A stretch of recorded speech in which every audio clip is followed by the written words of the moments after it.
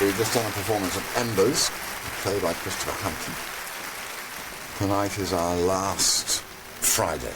We close tomorrow, Saturday. Very good. You were the best, you were the best. So, and it's strange, when you come towards the end, you sort of value every show, you know. It's your last chance to get it right.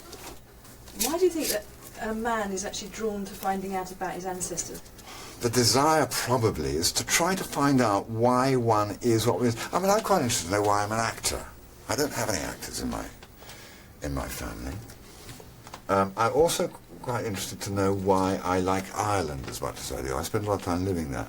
And although I have an Irish wife, I don't think that's the reason. She introduced it to me, but when I first went to Ireland, I felt at home there. And I'm also interested to know why I like the sea.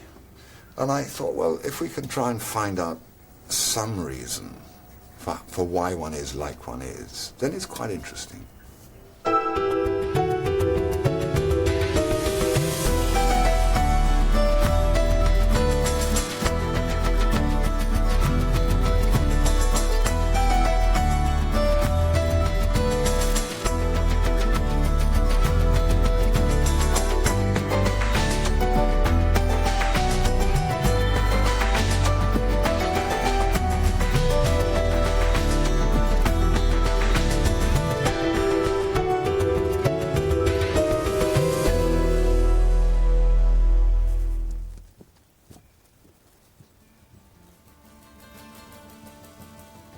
Come on, dogs. Keep, come on.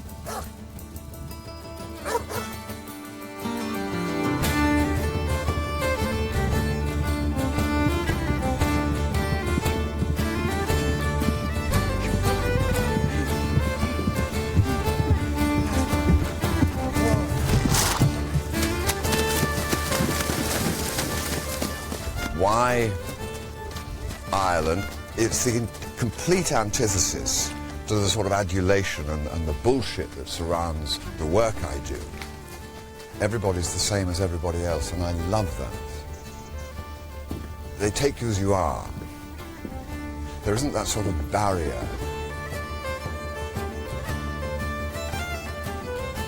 I feel a great feeling of being at home here in southwest Cork, and I'm interested to know why that is. I'd also like to try and find out about, I think, a great-great-grandfather of mine called Thomas Irons, who family myth says rode into the Palace of Westminster with a petition on the back of a donkey. I think he was maybe a Chartist. And I'd like to know if that's myth or not.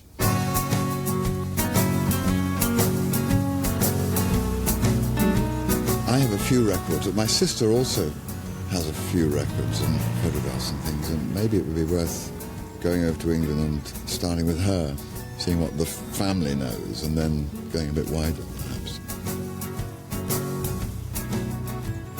As far as I know, Thomas Irons lived in London, but I don't know whether he had a wife or a family or really anything else about him. I think he was a political agitator of some sort.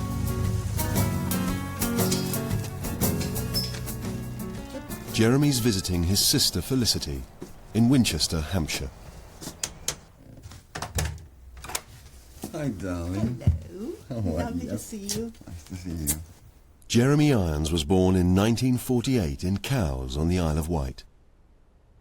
Nicknamed Smiler, he was the youngest of 3 children and enjoyed an idyllic childhood. Oh, look at this thing. Do you remember that? This is going back to school before you leap on. That's the first 15. There you are. Yes. Quite raunchy, really. And when I left, the headmaster on my report, I remember, he said he'll probably go into the army, the paratroopers or something, because he likes all of that. But in fact, what I wanted to do was to find something which allowed me to sort of live on the edge of life and to be a bit of a gypsy. That's what I'd be really interested to know, is whether anybody in our background broke out from the mould. In 1978, Jeremy married the Irish actress Sinead Cusack. Sinead, of course, my wife, is very She's very political, much more so than me, and I'd love to find in my background somebody who... And a bit of a rebel. Was a bit of a rebel, a bit anarchic, and I think to ride a donkey... I heard that he rode backwards on the donkey, which is even more of an insult. But he was arrested and sent to Newgate for doing it.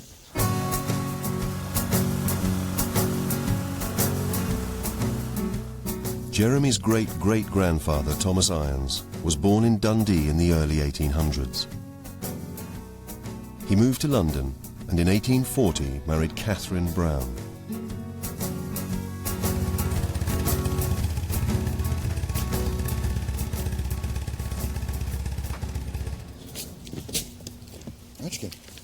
With his dogs, Dora and Dottie, Jeremy's come to see a cousin, Susan Knowlett, who's researched some of the myths surrounding their shared ancestor, Thomas. Susan, you sent me this letter in 1987, and although we met, I didn't sort of carry it really very much further, because I was busy at Stratford. Yes, a long time ago, isn't it? Yes, it is. But you mentioned Thomas Irons, married to Catherine Brown, who was supposed to have been arrested for riding into Westminster on a donkey. Yes, Thomas, yes. Now, I'm very excited about that because, you see, I'm not very political. I put up with so much, as we all do, yes, in political life. And I'd love to think that there was somebody in the past who was... Who did something exciting. Who was radical. Yes. And, well, that's what fired me up. So, this is the marriage certificate. That's Thomas and Catherine. Thomas and Catherine. He was a policeman before he got on a donkey. So this, to me, is strange. A policeman? So he would have been a peeler? He would have been one of the original.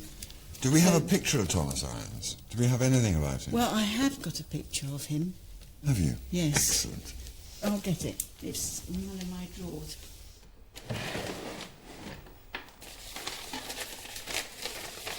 Written on the back of the original, a portrait of Thomas Irons. Here's Thomas. Yeah, I found something else here. All right, the original. And that's his wife. That's... Catherine. Catherine. Difficult to see her. I suppose my son has a slight look of him. He has his nose. This is supposed to have been drawn when he was in Newgate. Was it? By a fellow prisoner? Yes, but Newgate is, he's dressed quite nicely for Newgate. It's amazing, because if he's dressed like this and he was in Newgate, yes, then... it doesn't... he's not wearing arrows on a white suit, is he? I mean, he wasn't a criminal. He was a just political agitator. protester. Yes. But it's fascinating to find out how long he was in Newgate. Yes. And why it was him who delivered Yes, the he must have been the one petition. that's a ringleader of the... I suppose, or maybe he was the only one with a donkey, I don't know.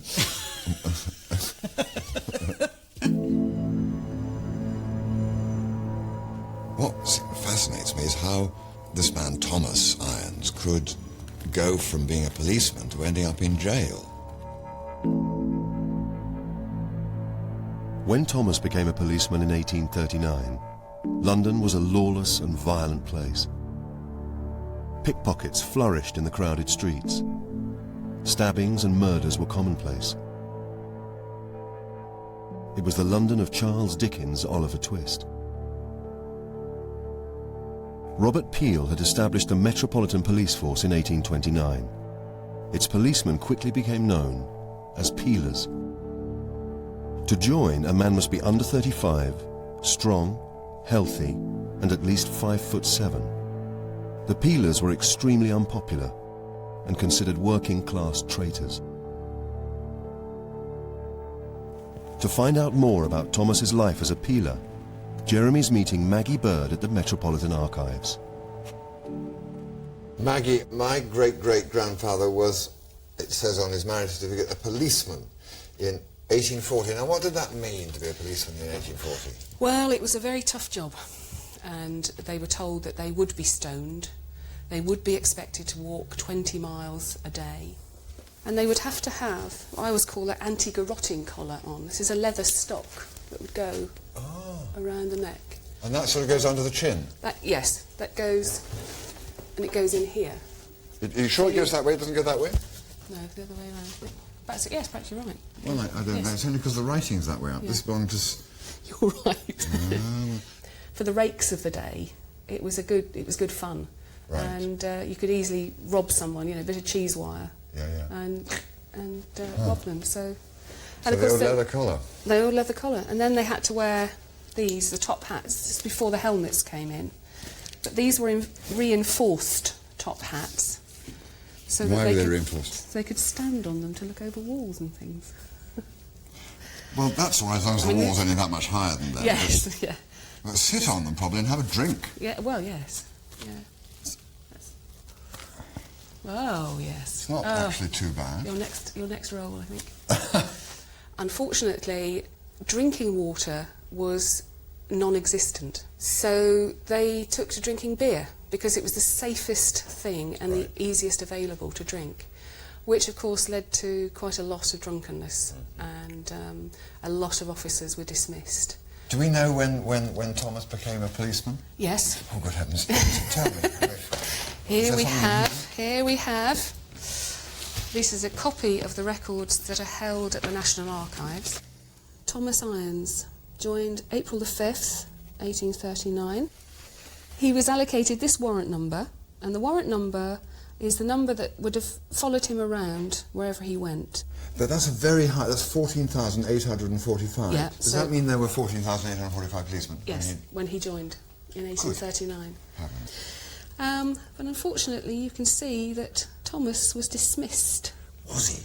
Look at that. Do we know why? Yes, we do. Wait a minute, he was dismissed when? In 1844? 26th of August, 1844. Yeah, so he survived 5 years. And then he was dismissed. Yes. Good God. Not so barfing, I'll show probably. you the other... Why was this? Not Drinking barfing. too much beer? And now we have Thomas Irons of B Division, absent from his beat for 30 minutes and found drunk. And he has 37 reports against his name. 37 times he was on He report. liked the beer. But he might have only had that to drink, so... So would he have worn one of these, Thomas? He would have worn one of these, yes. God, he must have been hot. Yes. No wonder he disappeared for half an hour to have a drink. He probably was Well... It'd take half an hour to get out of those trousers. He's probably having a pee. Where would we find any more about him? Is there anywhere? You won't find any more about his police career. Right. Anywhere, apart from the original documents at Kew, which will be these. So no more about that, no. but we might find more about his Chartism and more about his Newgate tenure. Yes, yeah. That'll be all in the records. I'll try to find about this, because it's obviously at the very slippery slope he got on. Where did he end up? Do you know where he... Well, they say that he ended up dying of yellow fever off Rio de Janeiro in a boat. Oh, wow. They say he was a ship's engineer. Yes. But I think if he was a policeman, Yeah. why did he suddenly become an engineer? I think he might have been being transported to Australia. Oh, yeah. That's my... If he was a sort of troublesome guy. Yes, he could have well done. Yesterday I learned that my great-great-grandfather Thomas was a policeman, that he got dismissed, but I know he was also a Chartist. I know nothing about Chartism. So, I'm off to meet a Chartist expert, Malcolm Chase, and I'm meeting him in a pub in the city, which is where the Chartists used to meet. Malcolm, I'm an actor. I don't know much about anything. You're a historian, and can you fill me in on Chartism, what were the Chartists? Certainly. After the Great Reform Act in 1832 extended the right to vote to the middle class, there was a very strong and growing feeling among working people that they too should have the vote. And in 1838, the People's Charter, which is a draft parliamentary act, is drawn up, setting out the right to vote for all adult men. The government ignored the Chartists' demands and refused the act. Over the next 10 years, political unrest erupted across Europe. Inspired and no longer content without a voice, Britain's working classes began a long fight for their right to vote. In 1842, over 3 million people, a third of the population, signed a petition in favour of the People's Charter, demanding parliamentary change. So it's sort of like the 60s. I mean, in a way, things were just churning around. Yes. Young people were becoming involved in politics, saying that we want to live this sort of life. All that has to go out of the window. It was a time of great excitement. On the 10th of April 1848, 150,000 protesters amassed on Kennington Common in London, with a petition of 2 million signatures gathered from all over the country. Although peaceful, the demonstration was perceived by the government as a serious revolutionary conspiracy. Queen Victoria was even dispatched to her house on the Isle of Wight for her own protection. Thomas Irons would have been amongst these protesters. My great-great-grandfather Thomas Irons apparently was a Chartist. And the story is that he was arrested riding into Westminster to present a charter on a donkey. Clearly there's something there. I think it most unlikely that Thomas Irons was involved in actually delivering the petition. Was it delivered on a donkey? It wasn't. It was delivered in a fleet of taxis, as it happens. Maybe he was riding on a donkey amidst the fleet. Maybe he had a donkey. I think that's unlikely. The army and police have blocked all the bridges the other side of the river. To Westminster. To Westminster. So the crowd who are gathered on Kennington Common can't march on Parliament and deliver the petition as they'd intended. The compromise which the Chartist leadership bang out with the Chief Commissioner of the Metropolitan Police is that a small delegation will take it to Parliament. Much as they do today. Much as they do today. If you want to go to Downing Street. Using a fleet of hansom cabs. Do you know why Thomas was arrested? Thomas is arrested for his part in a conspiracy in August, several months after the big Kennington Common demonstration. On the 16th of August 1848, Chartist leaders met in the Orange Tree pub in London. That night, conspirators gathered up and down the country plotting to cause mayhem and ultimately bring about a change of government.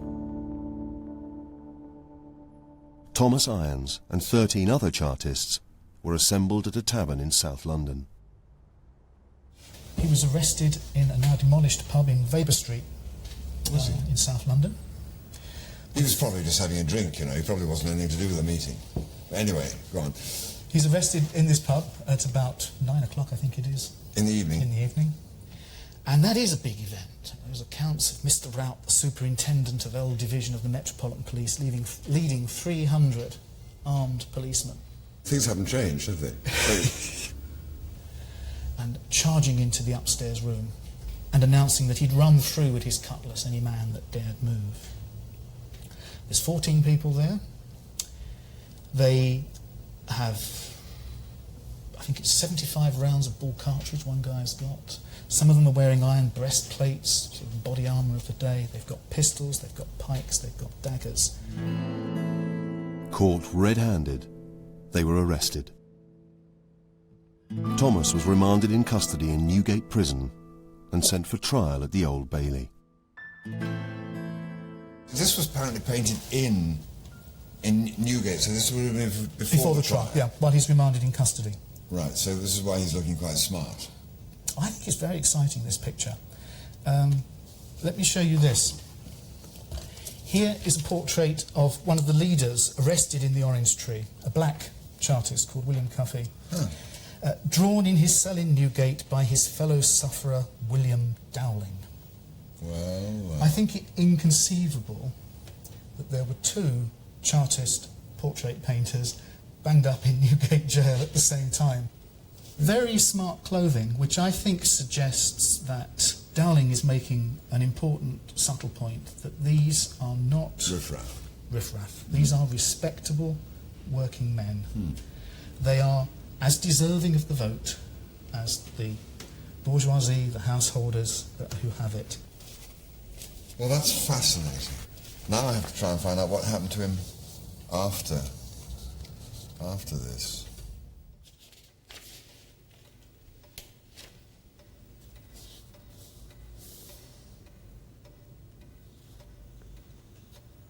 The two brothers, Hardy, Irons, Norton, and one or two others here assured the court that they were not parties to the proceedings of the Angel Tap, having only entered for refreshment a few minutes before the arrival of the police, which took them quite by surprise.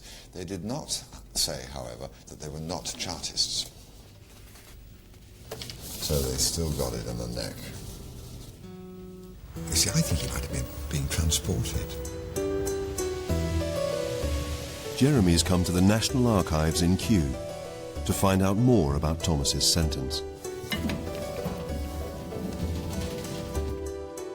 Records specialist Paul Carter shows him the Old Bailey trial papers. Yeah, just here. Right, if I can give you these gloves, if you can put those on. And this is the one. And here we are. Right, OK, what we'll notice is that some of the records have gone down to conservation. So what we've got here are copies, paper copies of the material. Do I need the gloves then? You don't know, we can lose the gloves. We can lose the gloves. I quite like the gloves. Yeah, if you like them, you can keep them before you go. OK, so what we've got then, this is all pre-trial material. There and is it Thomas relates to your Irons. man, Thomas Irons. Yep. And here we get a bit more of a view of the scale of this particular local event.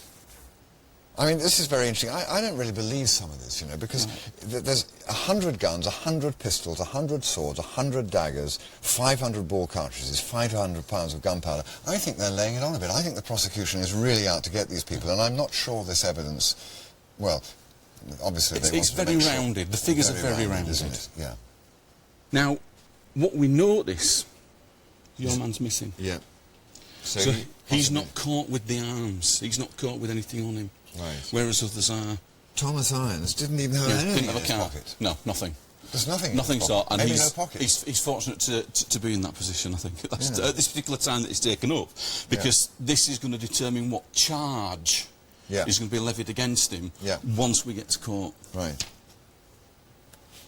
And this then is the register for Newgate Prison, and what we should see are the entries for our people over here. Right. Thomas Irons, and again, he's 33, but we also get the fact that he's 5'10", he's fair complexioned with brown hair, he's got grey eyes, that he's got a scar on his right cheek. And Irons confesses, he pleads guilty at the court, and the sentence which is given here is of 18 months, the fine, the recognizances and the sureties for 5 years. 18 months in the Surrey prison. Right. And here we've got William Cuffey, who was one of the leading lights of Chartism in London at the time. Now, I saw a picture of William Cuffey yesterday, which was painted by one of the fellow prisoners in Newgate, and here is a picture of Thomas. Oh, right. And the picture of William Cuffey is actually signed by William Dowling, and here's William Dowling, who is described as an artist from Dublin. Yes, and like Cuffey, if we move across into the sentencing, both are transported for life. Right. As Thomas was found with no weapons, he escaped transportation. But his sentence of 18 months in Surrey jail was far from lenient. Conditions in prison were grim. Filthy and overcrowded, disease was rife. In 1848, an eyewitness wrote, "On entering, the visitor finds himself in a low, long room, dungeon-like, and altogether as uncomfortable as it can conveniently be made." Prisoners shared a 15-inch board as a bed, but with 3 prisoners to a cell, they were compelled to sleep on cold, hard stones.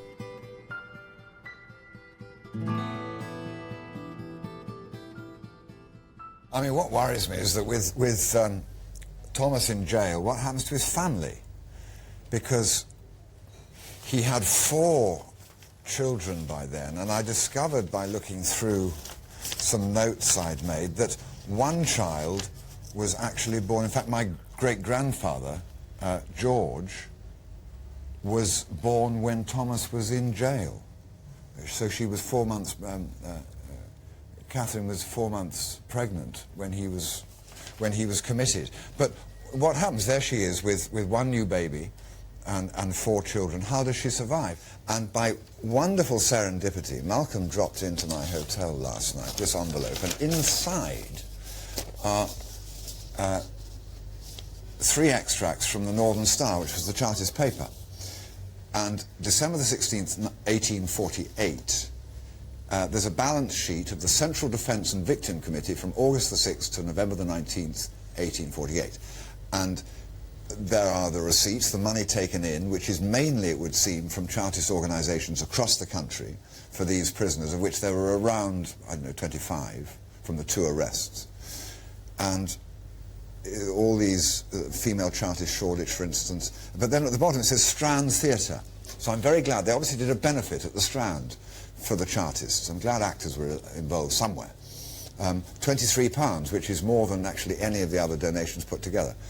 And then if you look at the expenditure, you see to all the wives of the prisoners, Mrs. Cuffey got £1.18, and Mrs. Irons, who had a bigger family, because Mrs. Cuffey had no children, Mrs. Irons got £2.10. The government's response to the Chartist rebellion of 1848 was swift. The arrest and transportation of the leading conspirators dealt a massive blow to the morale of the Chartists. By 1858, the national movement was dead. It wasn't until 1918 that working-class men were finally given the vote, and another 10 years before universal suffrage allowed women to vote. Disenchanted and branded a criminal, Thomas became a labourer on his release from prison. He is last recorded as a ship's engineer, but there's no further evidence to confirm the Irons family myth that he died alone at sea.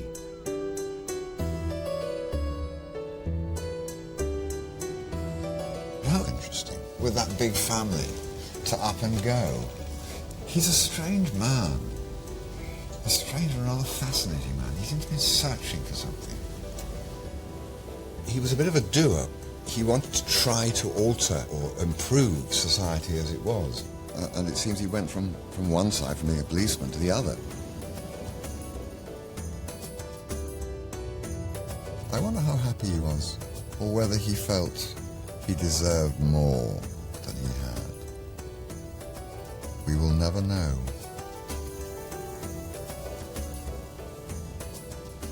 Good-looking bloke. But it's wonderful to have a drawing of him. That's very rare. He never did what the family law says, which makes him slightly less interesting. A man who rides a donkey into the House of Commons is a man I'd like to be related to.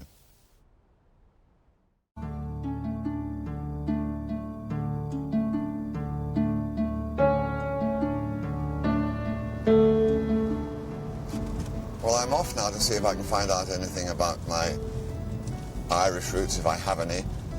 On my mother's side, we're going up to Yorkshire to see a second cousin, Pip Sharp, who holds whatever we have of the family archives.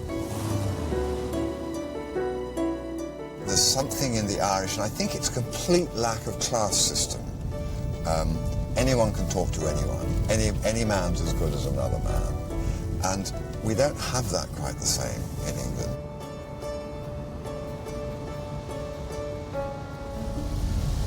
Pip!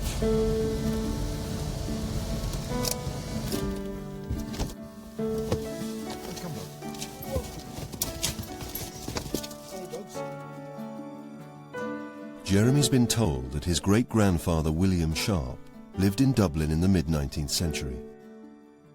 But he doesn't know if William and his wife Catherine were Irish. Great-grandfather. Yes, William. Great-grandmother. Catherine. Lillian, your grandmother. And there's Henry. And your grandfather lying on the floor. William went to Trinity, studied medicine. My son Samuel Irons went to Trinity, Dublin. Really? Yeah. And then in about his second or third year, his father died, and he had quite a reasonable inheritance. Mm-hmm. And like a lot of young men, when they suddenly find themselves with a lot of money, to hell with medicine. I'm going to enjoy myself. And not long after, he married Catherine Rutten, and they lived in Dublin and lived a very happy, upper-middle-class life. He was a tea merchant, he called himself. He bought this business. But he spent most of his time sailing in yachts and playing snooker. He looks a great chap. In fact, I have a cap exactly like his. Well, that's fascinating. And I love sailing. He lived quite a jolly life while he had some money, and these are two of his cups, one for yacht races. Myolis and Finola. Good Irish name. Good Irish name. Nice it is. You are? Now, so was William Irish? His father had retired to Dublin. Samuel Sharp. Samuel, that's right. Samuel Curtis Sharp went to Dublin, I don't know why, and he retired there after he gave up his parsonage in the Midlands. So they're English? Yeah, they were English. Living in Dublin? Yeah. That's it. And Catherine, William's wife? Well, her father, Henry, was also resident in Dublin, but I don't know whether he was what nationality or he was. Oh, well. No Irish in the blood, then?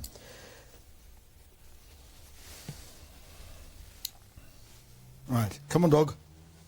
Out of the way. So Jeremy must pursue another line. Jeremy, come through here and William's wife, Catherine Rutten.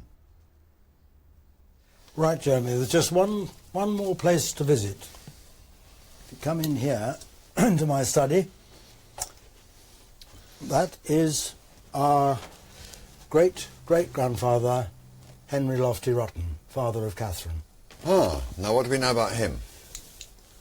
I don't know much about him, but we do know a little bit, excuse me, because we've got this book, and it has writings and poems in it written by both Henry and our great-grandmother Catherine over the years. And there's one of his addressed to her here, which is called Little Katie. And then there's another one of hers, a few pages on, which is her poem written after her father's death, when she was only 16. Good so, heavens. How extraordinary. Well, I shall have to read this. Can I borrow it? Can I take it away? Yes, you may. If you promise to give it back. I will indeed, and I will take it over to Ireland. You've got to really promise, you know, it's very important. I will. Because I think this is where we have to go to find out more. I think it is. To have. It's a real treasure. Little Kate. Little Kate. Ode to the memory of a tooth. Wonder if that'll tell me anything. I wonder.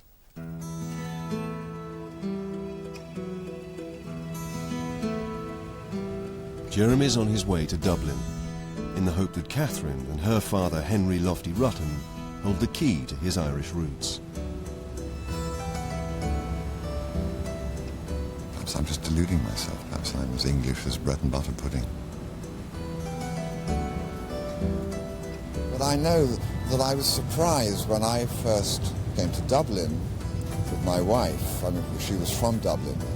Met her family and I was comfortable, and then when I went to West Cork I thought I'm home, and that sort of astonishes me, and every time I get there I feel I'm home. Why is that?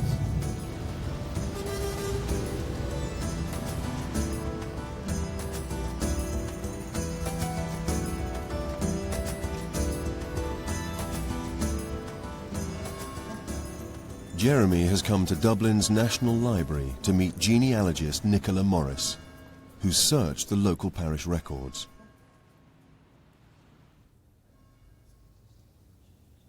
Nicola, what I'd like to do is to find out more about the Ruttens.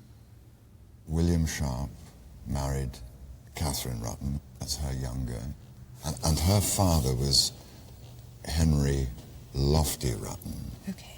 And I'd like to find out more about the Ruttens, if you know anything. The Rutten family came from the parish of Tullylish in County Down. So in the north of Ireland? Yeah. We found a transcript of the gravestone inscriptions in the churchyard in Tullylish, where we were able to find a reference to the Rutten family.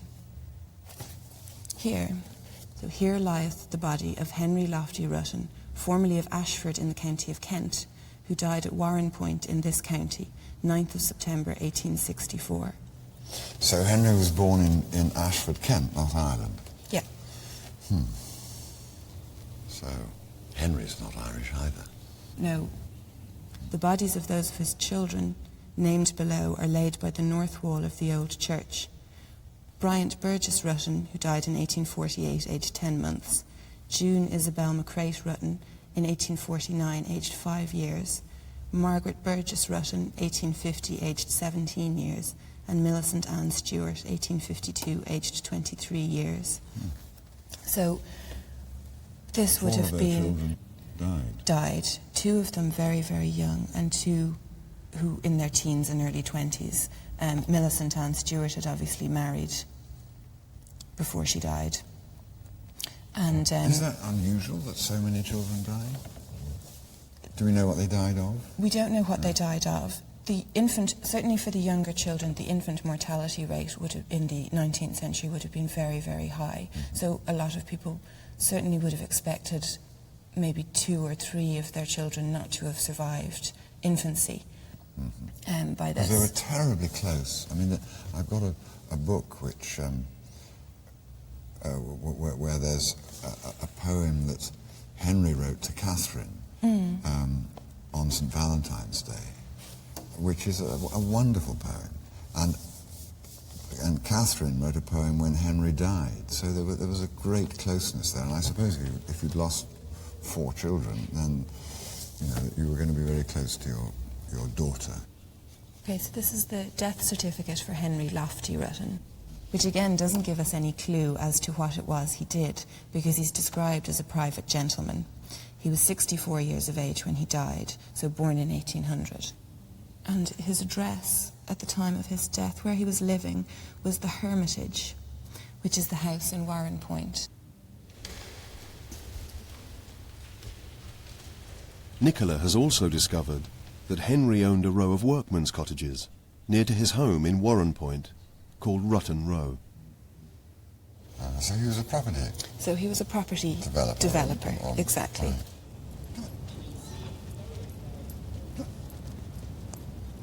Well, I've learned that Henry Rutten had 4 children who died, and that Catherine might have been his 5th child and his only child, which might explain why they were so very fond of each other. Here in the diary we see what we learned this morning, which is that they lived in Warren Point, and in a house called the Hermitage. And it'd be interesting to see whether that house still exists, and indeed whether the houses in Rutten Row, as they called it, still exist, and to see if we can go any further back in any of the parish records and learn more about them. Come on, come here, come here, come here. Dottie, come on.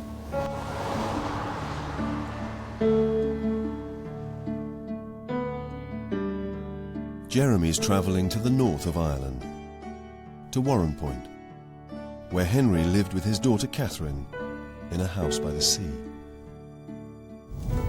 Great beach. The village I lived in was called St Helens, and it was known as the Isle of Geese. So I lived in an island, on an island, the Isle of Wight, off an island, Great Britain.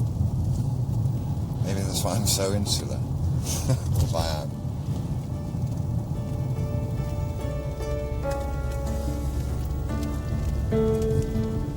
I wonder where Mr. Rutten chose to live, chose to put his hermitage. I like the idea of a hermitage.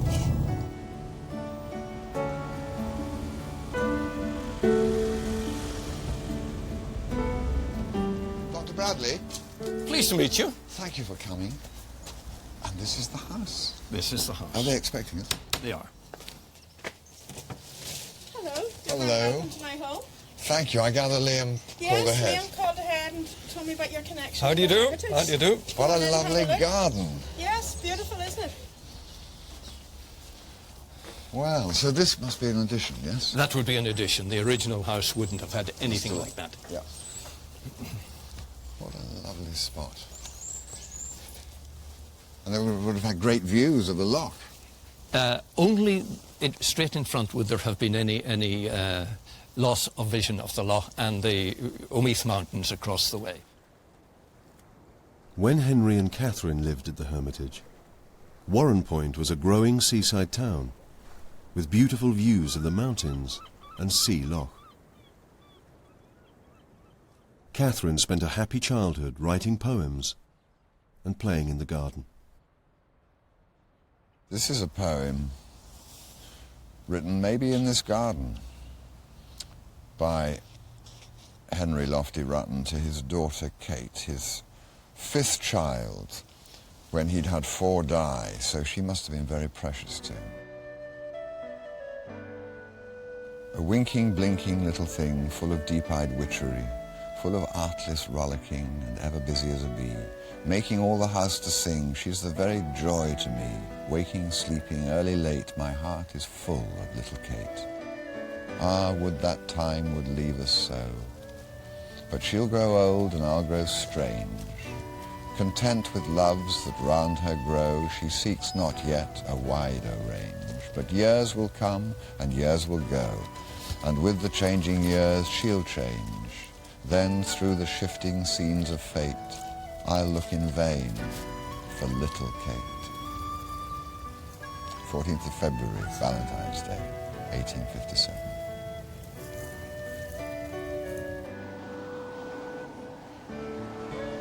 It's lovely that Henry Lofty Rutten and Catherine adored each other so much. I didn't have a daughter, but I suspect if I did, I would adore her.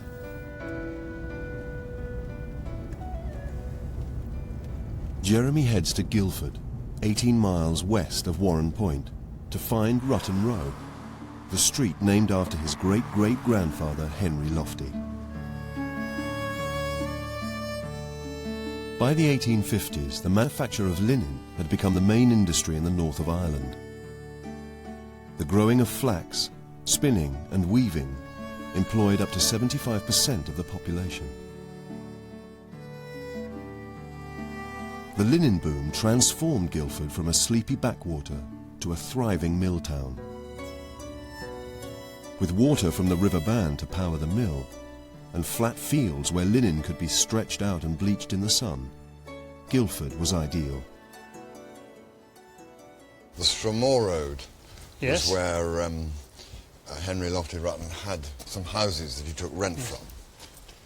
At Rutten Row, Jeremy meets local historian Franklin Graham. Now, there's a few old houses up there.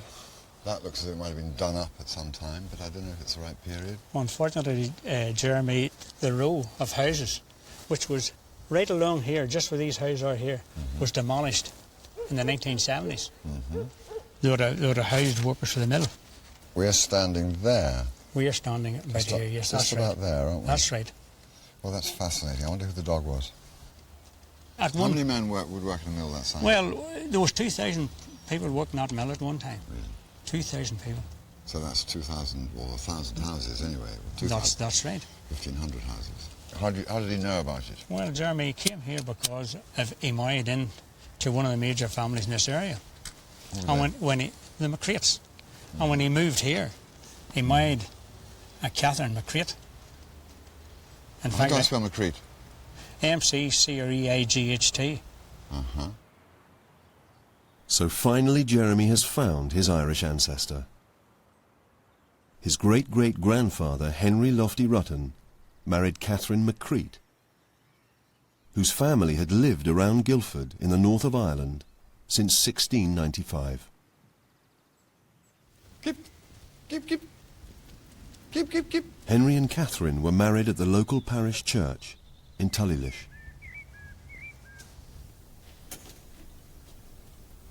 So it's Catherine McCrae who's my Irish connection. A local Guildford girl. So if we're looking for 1843... I should have my white gloves on, really. Here we are. Henry Lofty Rutton of Moyallen, Catherine McCrate, the same parish, married in this church by licence, 24th day of August, 1843. And here's Henry Lofty Rutton's signature. And here's Catherine McCrate. Well, that's fascinating. We need to find out more about Catherine McCrate. Of course, her daughter was called Catherine, but with a K. So I mustn't get them muddled, all these Catherines. Come on, dogs, let's go and start some grave hunting. Generations of McCretes worshipped at Tullylish.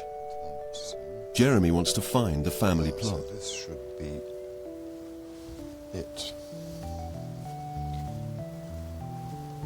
No, Lewis. It's very difficult to get the alignment. Get good. Oh no, I saw get goods. Well, it should be here. And it's huge, so I should be able to see it. I mean, it's the biggest in the churchyard. Oh dear. This is so embarrassing. I can't find that fucking thing. I mean, it's like some terrible sort of family game. Oh, well, here we are. But this is... Oh. Well, there's McCrete. But that's...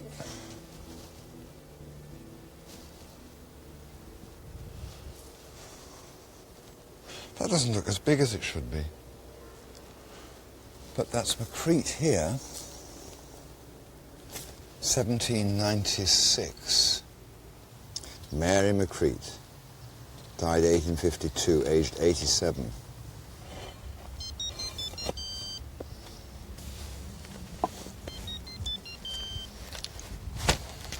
I wonder whether this big one underneath is readable. Hello? Oh, hi. Can I call you back, Tim?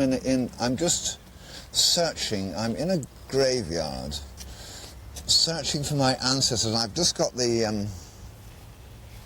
I've just found it. I can't read anything. How long before you go on? I'll call you back. Bye. Bye. So this is the landscape where the McCrates settled in 1695. So I have Irish roots of a sort, but this is very different up here to West Cork, which is really where my heart resides. West Cork's much rougher than this. It's wilder. There's no sea here. Not quite what I was hoping for, though.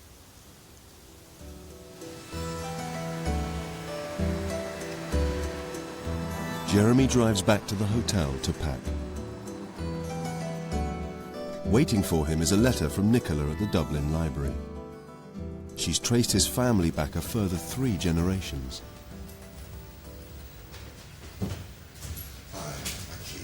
Yes, sir. You got some of this package for you as well.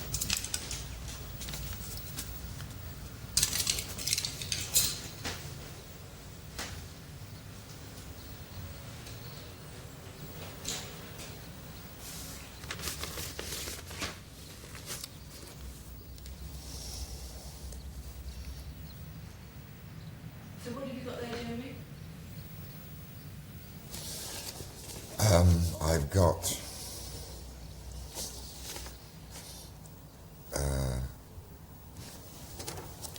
a letter which says that my great-great-great-great-grandmother was born in Cork, in Inishannon,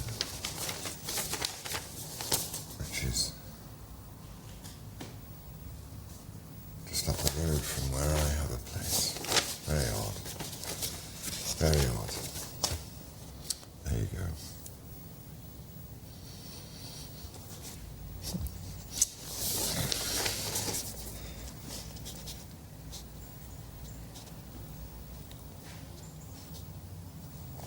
you go. We'll have to go and have a look at that. Come on, darling.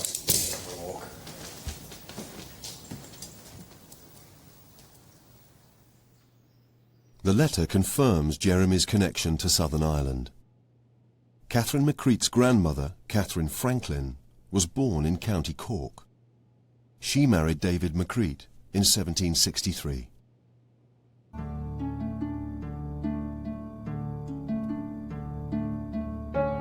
Jeremy's driving south on the 5-hour journey home.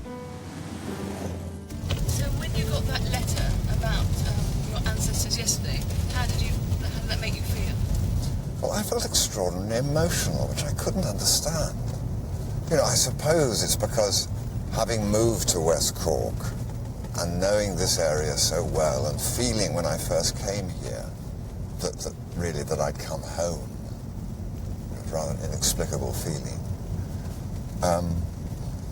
And having approached this quest that we're on, hoping that I would find some sort of Irish ancestry.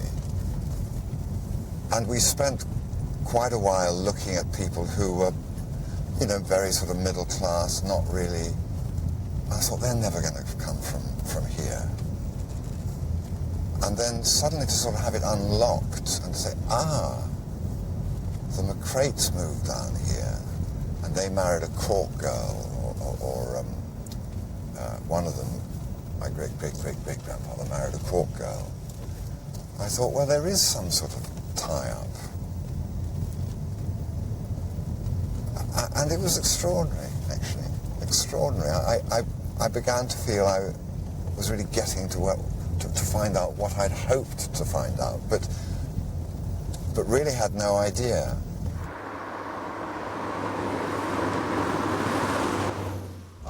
I think it's probably my instinct as an actor, not a very good instinct to hide my emotions. I'm not very good at wearing my heart on my sleeve.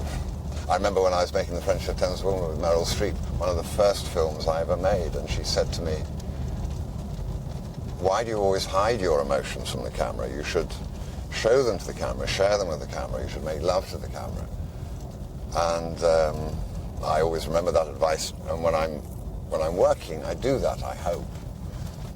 But somehow that sort of personal news didn't feel like work in quite the same way. Jeremy's following in the footsteps of his forebear David McCreate, who left Guildford for Inishannon in County Cork. There, in 1763, as the new foreman of the linen mill, he married Catherine Franklin, Jeremy's Southern Irish ancestor. Inishannon is just a few miles from Jeremy's home near Skibbereen.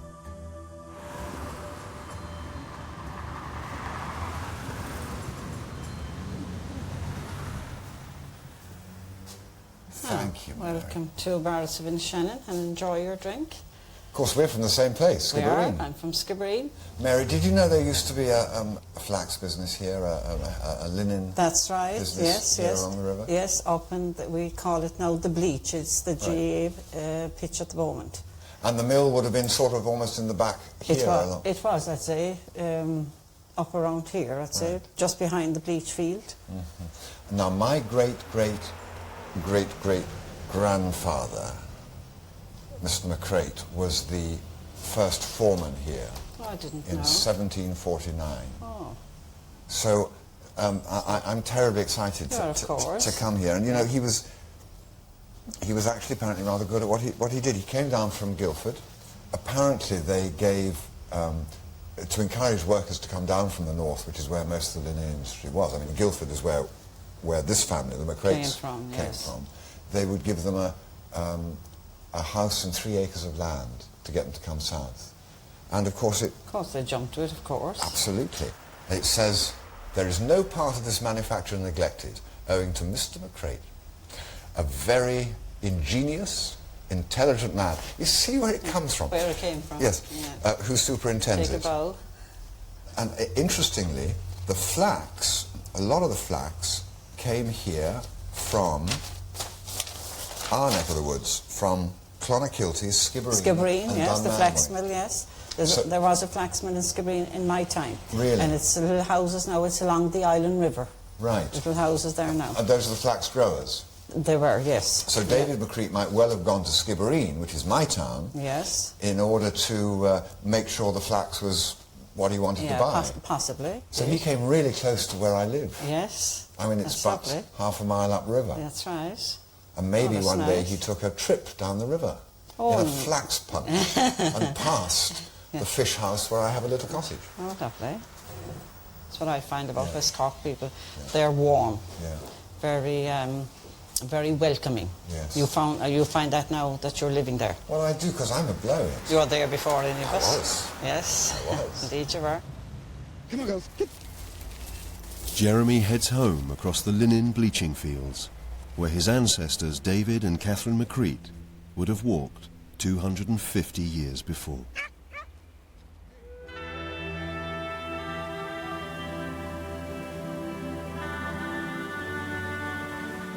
I've always loved the sea and always be happy living by the sea. My brother the same, my father the same. Having visited a few of the places where they lived, a lot of people in the family like living by the sea. Warren Point, that Henry Lofty Rutten lived by the sea, William sailed, and Thomas Irons went to sea and died at sea.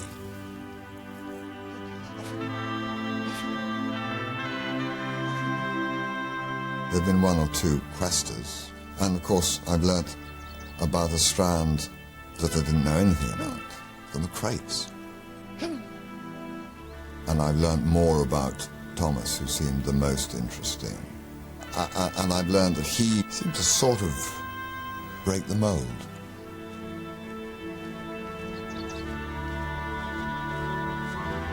I think at that time to become an actor was a real leap sideways, and we haven't found anybody who'd done that or worked at all in the theatre, but there had been people with artistic leanings.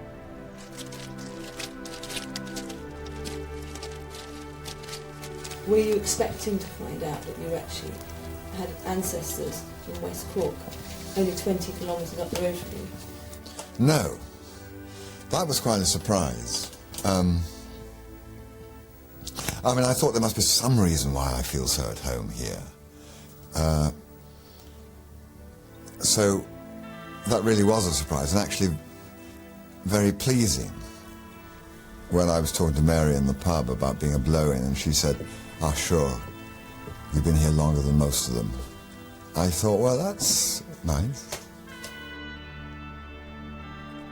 There does seem to be a love of the Celt with my wife Sinead, with Henry Lofty Rutten's wife Catherine, another Irish woman. There seems to be a move away from the Anglo-Saxon steadiness towards the Celtic twilight, which is quite nice to see that runs in the family. Come on, dogs, come on.